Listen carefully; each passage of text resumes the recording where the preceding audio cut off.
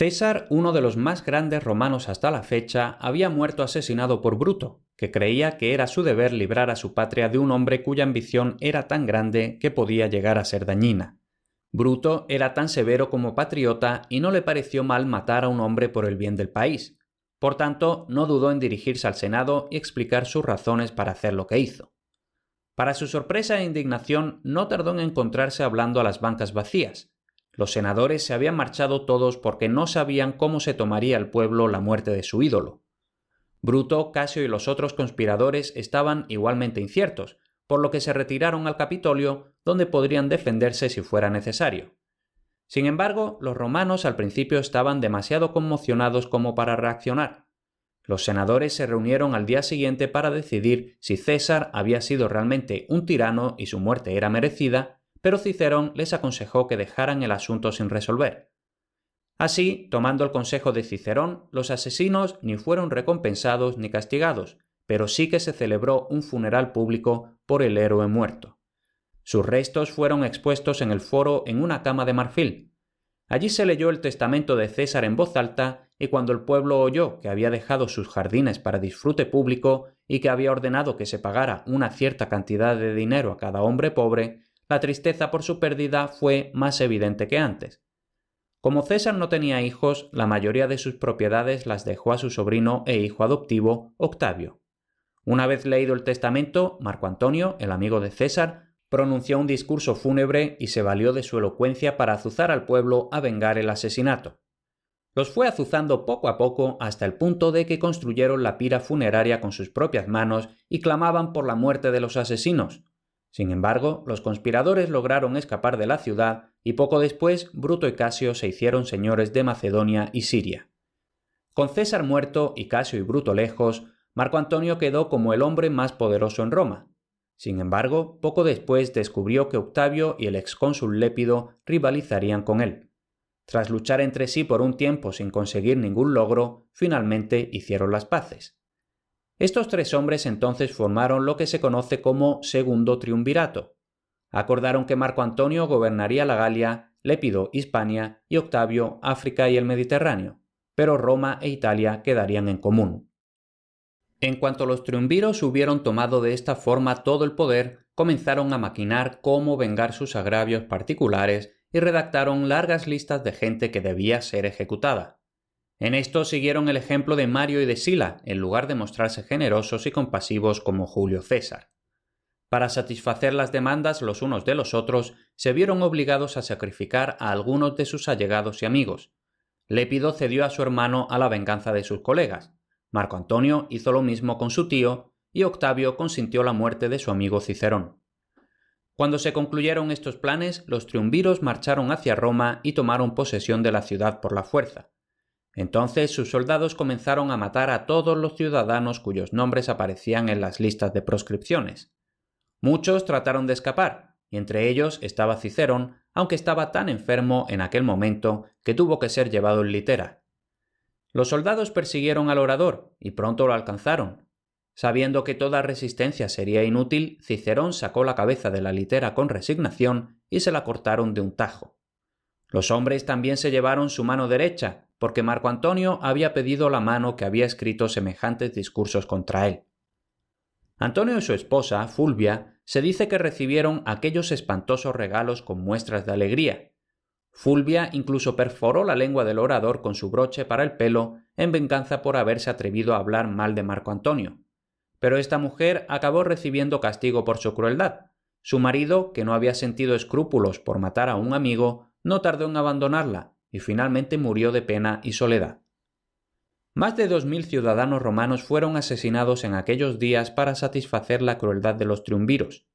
Muchos otros escaparon a la muerte abandonando el país. Se dice que un joven se llevó a su anciano y débil padre a cuestas para salvarlo de sus perseguidores. Padre e hijo alcanzaron un lugar seguro, donde se quedaron escondidos hasta que pudieron regresar a Roma sin peligro. Fueron recibidos amistosamente cuando volvieron y todos tenían bellas palabras para el valiente joven que no había abandonado a su padre, aunque su propia vida estaba también amenazada. A la cabeza de las listas de proscripciones de los triunviros estaban los nombres de Bruto y Casio, pero los asesinos de Julio César estaban ausentes y por tanto no podían ser ejecutados. Bruto había ido a Atenas, en Grecia, donde convenció a muchos de los romanos que estaban estudiando allí para que se unieran a su ejército en Macedonia. Fue entonces cuando Bruto tuvo un extraño sueño. Un espectro se le apareció mientras dormía y le dijo solemnemente: «Bruto, soy tu genio maléfico. Volveremos a vernos en Filipos». Poco después, Bruto estaba acampado en Filipos con un ejército. En la víspera de una gran batalla se dice que vio al mismo espectro, que ahora le advirtió de que se acercaba su final. La batalla de Filipos fue muy importante, pues Bruto, Casio y todos sus amigos estaban a un lado, mientras que Marco Antonio, Octavio y muchos otros romanos estaban en el otro. Sin embargo, poco después, Casio y sus hombres fueron derrotados y él se quitó la vida sin esperar el final de la batalla. Bruto al principio iba ganando, pero unos pocos días después también él acabó derrotado. En medio de la lucha, su amigo Lucilio se adelantó. Lucilio había visto que los hombres de Antonio estaban tratando de capturar a Bruto, por lo que se hizo pasar por él, diciendo a voces que él era Bruto. Mientras lo llevaban a la tienda de Antonio, donde pronto se descubriría la verdad, el verdadero Bruto escapó. Temiendo ser alcanzado y hecho prisionero, Bruto imploró en vano a sus amigos y esclavos que lo mataran. Entonces, desesperado, se suicidó con su propia espada. Esto ocurrió cuando tenía tan solo 43 años, solo 2 años después de la muerte de César. La victoria en Filipos dejó a Marco Antonio, Lépido y Octavio como dueños del mundo romano. Volvieron a dividirlo y Antonio fue a Asia, Lépido a África y Octavio se quedó en Roma. Aunque estos 3 hombres eran aparentemente buenos amigos, realmente se temían y odiaban, y su alianza no podía durar mucho. Octavio, el más ambicioso de los 3, determinó al poco tiempo ser el único al mando. Sabía que Lépido era viejo y podría librarse fácilmente de él, pero Marco Antonio era tan poderoso que era necesario evitar una guerra abierta.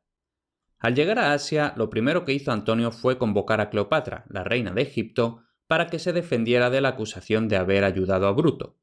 Cleopatra acudió y en lugar de juzgarla, Antonio se enamoró perdidamente de ella.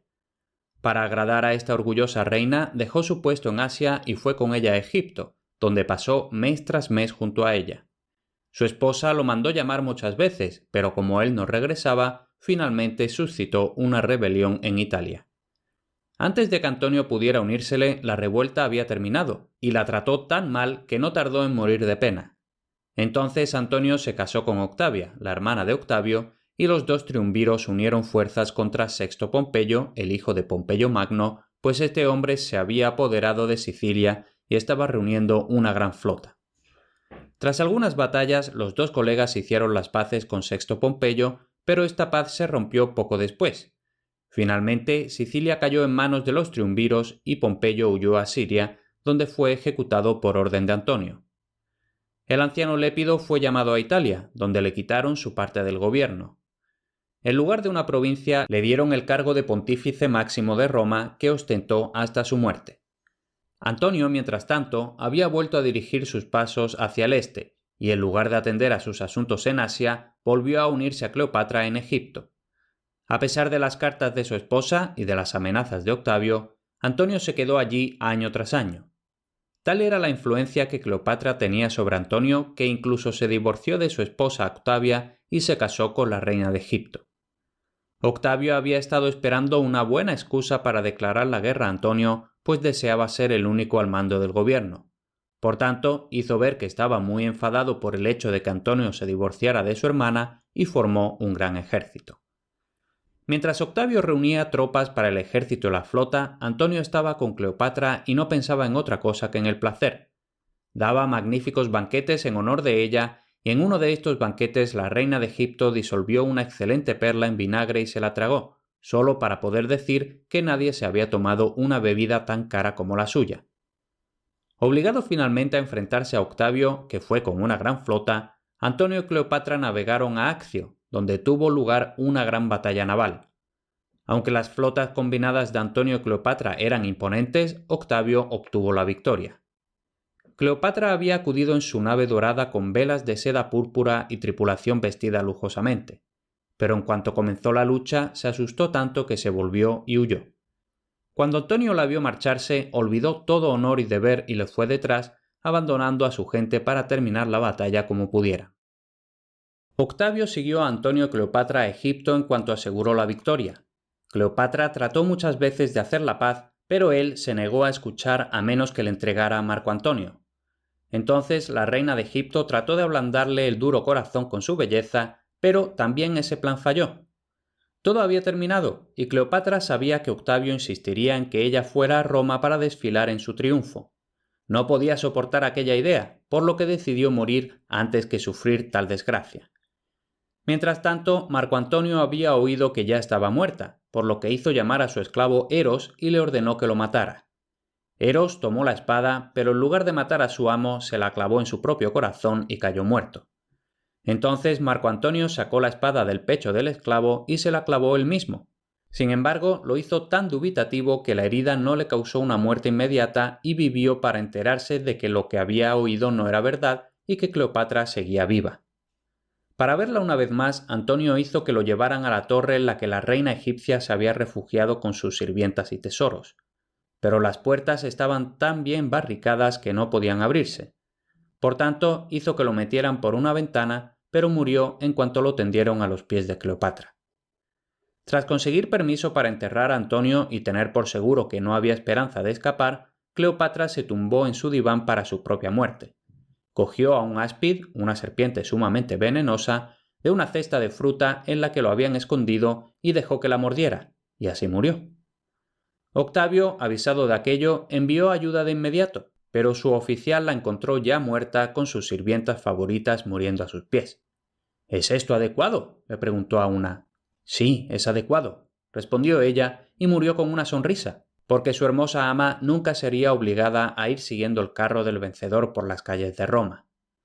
Con la muerte de su rival, Octavio se vio finalmente como único gobernante.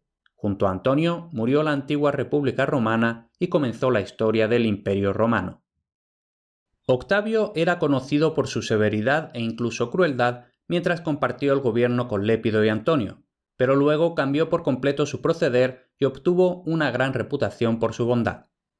Poco después de la muerte de Antonio asumió el título de Imperator que su tío había ostentado, que entonces solo se refería a los generales victoriosos. No contento con un título, Octavio tomó también el de censor, tribuno y pontífice máximo, y asumió toda la pompa correspondiente a esos cargos. Todavía se elegían cónsules, pero no tenían autoridad real y eran meras marionetas en las manos del emperador. En memoria de su tío, Octavio también tomó el nombre de César, y desde entonces el título de César fue llevado por los emperadores romanos, aunque la mayoría de ellos no pertenecieron a la familia del gran general. César Augusto, como solían llamar a partir de entonces a Octavio, tuvo muchos buenos amigos en Roma. Entre ellos estaba su general favorito, Agripa, y un hombre muy rico llamado Mecenas. A este Mecenas le gustaba mucho juntarse con la gente inteligente y los mantenía económicamente para que pudieran dedicarse a escribir. En los banquetes celebrados en casa de Mecenas podía verse a los hombres más famosos de la época y este periodo fue tan rico de escritores llenos de talento que es conocido como época de Augusto.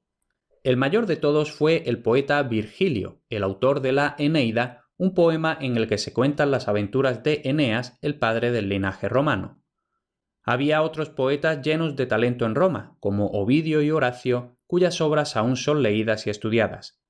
También estaban los historiadores Tito Livio y Cornelio Nepote, escritor de biografías de grandes hombres. Tras tantos años de guerra constante, los romanos estaban contentos de tener paz en todo el mundo. Por tanto, fue causa de gran regocijo cuando Augusto ordenó que se cerrara el templo de Jano. Era la tercera vez que ocurría esto, y eso que el templo lo había construido Numa Pompilio, el segundo rey de Roma. Aunque Augusto parecía afortunado, no era un hombre feliz, y mientras que su carrera pública era muy brillante, sufrió muchas penas. Por ejemplo, perdió 2 nietos, a su hermana Octavia y a su sobrino y yerno Marcelo. Y también sobrevivió a los amigos a los que quería tanto, Agripa y Mecenas.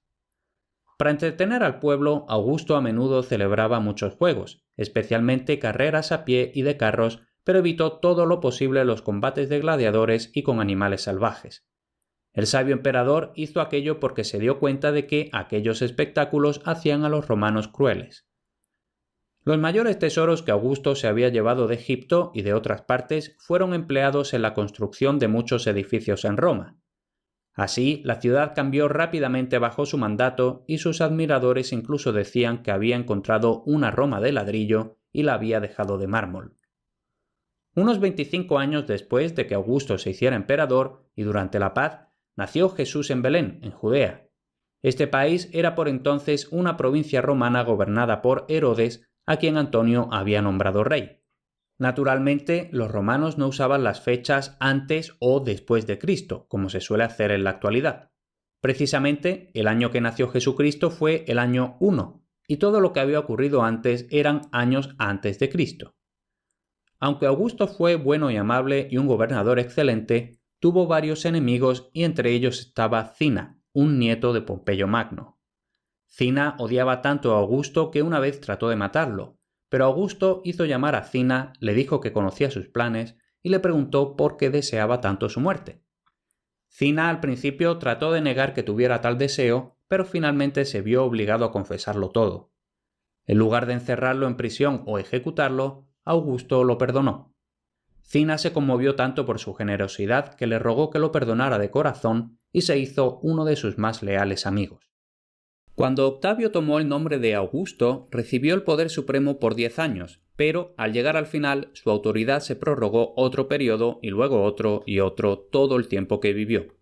También obtuvo el permiso del Senado de dejar el título de emperador a su sucesor. Como recompensa por sus victorias, celebró 3 triunfos, y uno de los meses del año fue nombrado en su honor el actual agosto. Tras sus triunfos cerró el templo de Jano, como hemos visto ya, y hubo paz a lo largo y ancho del mundo romano, aunque no duró mucho. Le siguieron muchas guerras, y casi al final de su carrera, Augusto tuvo un gran contratiempo del que nunca pudo recuperarse. Algunas de las tribus germanas al otro lado del Rin se habían levantado contra los romanos. Por tanto, Augusto envió varias legiones bajo el nombre de Varo para volver a someterlos a la obediencia a los romanos. Los germanos contaban con el liderazgo de Arminio, uno de sus mayores héroes. Estaba ansioso por recobrar su antigua libertad, por lo que atrajo al general romano y sus tropas al bosque de Teutoburgo. Allí los germanos los rodearon y mataron a casi todo el ejército romano. Mientras Arminio se regocijaba por su victoria, un mensajero llevó las tristes noticias a Roma. Cuando Augusto oyó cómo sus valientes soldados habían acabado aniquilados, le entró tal pena que no podía dormir. En su lugar se dedicaba a deambular por el palacio durante la noche gritando afligido: «¡Varo, Varo, devuélveme mis legiones!». No mucho después de esto, Augusto enfermó tan gravemente que sabía que moriría. Convocó a todos sus amigos junto a su cama y les preguntó si creían que había jugado bien sus cartas. «Si es así», dijo, «concededme vuestro aplauso». Augusto murió a los 76 años, dejando el título de emperador a su hijastro Tiberio.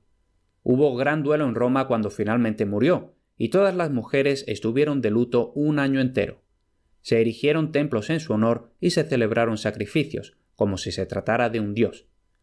Tiberio, el hijastro y sucesor de Augusto, era ya un hombre de mediana edad. Había recibido una educación excelente, pero por desgracia no era un hombre bueno. Mientras Augusto estuvo vivo, hizo ver que sí lo era, y en lugar de permanecer en la corte, se retiró un tiempo a la isla de Rodas, donde pasó la mayor parte de su tiempo en compañía de astrólogos. Los astrólogos eran hombres que contemplaban las estrellas y los planetas, fijándose en sus movimientos y observando su progreso por el cielo. Además, estos hombres hacían como que podían predecir el futuro según el movimiento de las estrellas y ganaban mucho dinero contándole a la gente su fortuna. Tiberio tenía una gran torre en lo alto de un acantilado junto al mar, y allí invitaba a menudo a astrólogos para que le leyeran el futuro en el cielo. Él mismo era un hombre inteligente, por lo que sospechaba que estos hombres no hacían más que contar patrañas, y siempre que se gloriaban de conocerlo todo, incluso su propio futuro, él les mostraba cuán equivocados estaban, arrojándolos por el acantilado, por lo que caían al mar y se ahogaban. Un astrólogo llamado Trasilo, que probablemente se había enterado del destino que habían sufrido sus colegas, fue convocado una vez con mucha prisa. Tiberio lo llevó a su torre y le mandó que le dijera su futuro. El hombre observó las estrellas un templo y finalmente dijo: «Tú, Tiberio, vas a ser emperador, pero yo corro un grave peligro». A Tiberio le gustó la respuesta, por lo que permitió al astuto astrólogo irse sin daño.